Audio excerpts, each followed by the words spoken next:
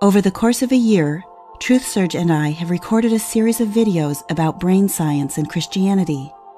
This segment is the last in that series, God Through the Lens of Cognitive Science. In it, we have asked, and within the limits of present knowledge, answered a set of questions that fascinate students at the intersection of religion and psychology. How does the structure of human information processing predispose us to religious thinking? Given how our minds work, what kinds of religious beliefs are possible? And what kinds are we immune to? How do we know what we know? What gives us a feeling of certainty? What is the relation between reason, evidence, and our sense of knowing? How do conversion experiences work? What makes religious conversion transformative? How do beliefs get transmitted from one person to another? How does our social context influence or even control our religious beliefs? How does religious identity develop in childhood? What makes beliefs resistant to change? What causes people to lose belief? When are people open to re-examining religious assumptions? If you have followed this series, or better yet, if you have requested and read the rabbit trails of references, you will have found an exciting set of discoveries. Brain science is remarkably close to offering a full naturalistic explanation of individual religious experiences. Everything from certain belief to moral indignation, to mystical rapture, to spiritual transformation. As theists are quick to point out, understanding the psychology of religion doesn't tell us whether any specific set of beliefs is true. I might believe in a pantheon of supernatural beings for all the wrong reasons, and they might still exist. The reasons for believing might include childhood credulity, hyperactive agency detection, theory of mind, group hypnotic processes, misattributed transcendence hallucination, viral transmission, cognitive dissonance reduction, or other forms of faulty reasoning. Brain scientists can't address the truth value of otherworldly assertions, only the mechanisms and patterns through which they occur in the human mind. In a similar way, all scholars of religion are bound by the methods and focus of their respective fields. Many fields can illuminate some aspect of the religious enterprise, and each has its limits. Hard scientists are limited to addressing the testable assertions religions make about natural phenomena, such as the origin of species or the causes of epilepsy, or the power of intercessory prayer. Historians, aided by linguists and archaeologists, can excavate the history of a set of ideas, but, except where theologians make historical assertions, they too cannot answer whether these ideas are factually correct. Sociologists and anthropologists can examine the patterns and impact of belief on a tribe or society. For example, they are uniquely able to assess claims that religious belief increases love and joy, or decreases crime. Philosophers and ethicists examine the rational and moral qualities of religious beliefs. They can evaluate internal coherence, or the virtue of a belief system as it relates to a set of universal ethical principles. All of these are questions that lay outside the domain of brain science, which, as I said earlier, limits itself to the subjective experience of the individual and the correlates of that experience in neurological phenomena. Western religions, especially Christianity and Islam, focus on right belief as the path to holiness and heaven.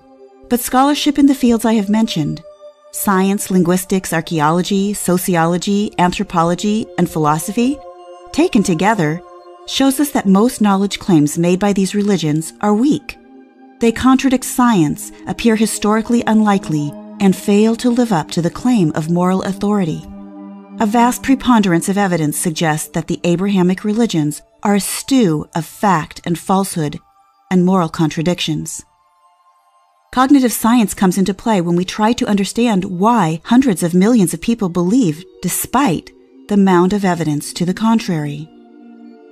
Cognitive research offers what is rapidly becoming a sufficient explanation for the phenomenon of belief, and religious belief in particular, and that includes most traditional forms of Christianity.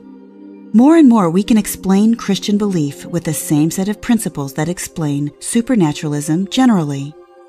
In the past, one of the arguments put forward by believers was that there simply was no explanation for the born-again experience, the healing power of Christianity, the vast agreement among believers, or the joy and wonder of mysticism, save that these came from God Himself.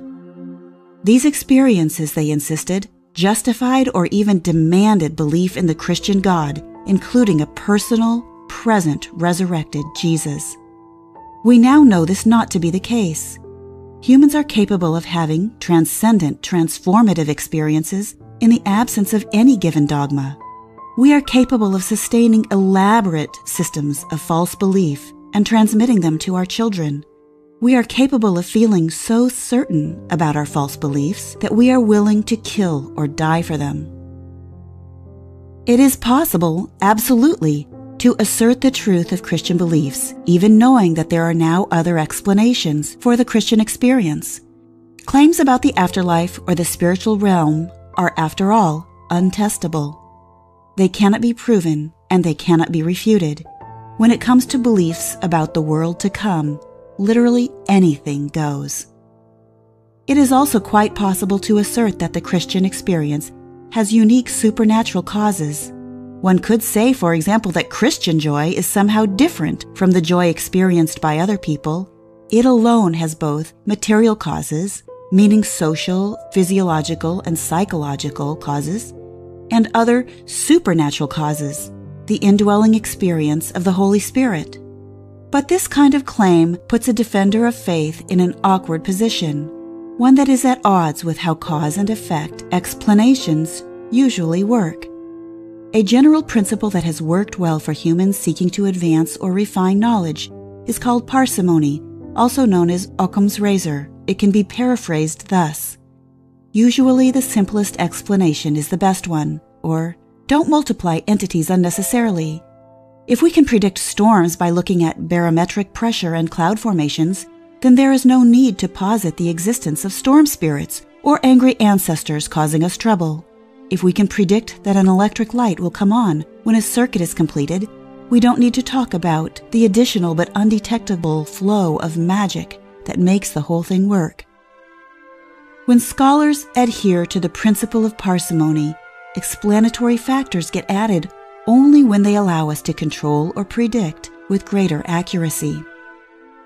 In every field of human knowledge except theology, if we can find a sufficient explanation within nature's matrix, we don't look outside.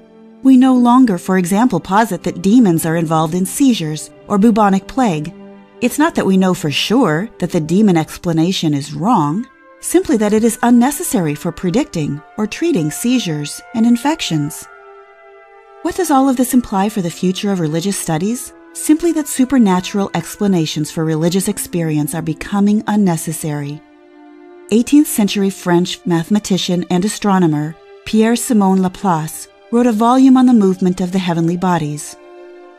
When asked by Emperor Napoleon why he had not mentioned God in his treatise, he explained, "I had no need of that hypothesis." Modern scholars of religion, more and more, find themselves echoing the words of Laplace.